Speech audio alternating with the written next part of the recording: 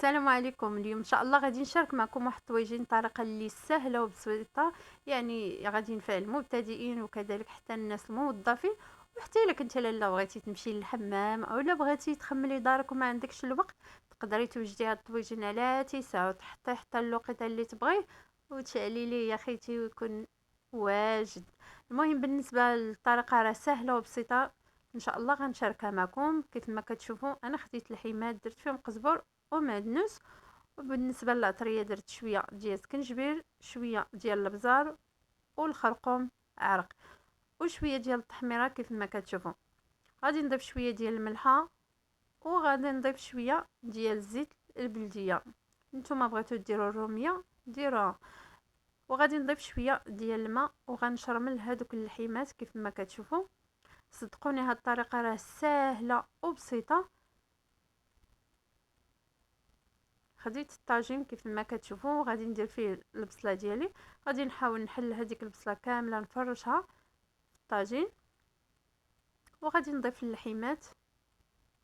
نتوما ديروا الكميه اللي بغيتو صراحه. راه ما بالنسبه للحيمات ماشي ضروري تكون لحم كثيره، يعني غير القياس وكتبقى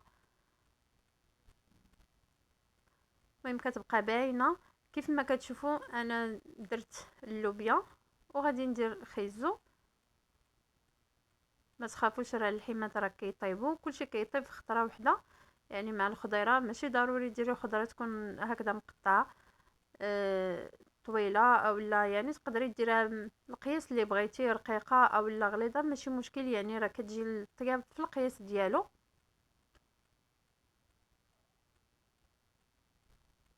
ودابا غادي نضيف مطيشه، وما تخافوش من مطيشه، راه ما غاديش يعني تقولي راه ما غاديش تخلي الخضيره طيب، راه كيطيب كل شيء. وضفت هذيك يعني ديك العطريه اللي بقات ليا ضفتها من الفوق، وضفت الزيتون كيف ما كتشوفوا. وصافي دابا الطاجين ديالي راه واجد. ضفت شويه ديال الملحه من الفوق، وغادي نغطي الطاجين ديالي وغادي نديه يطيب.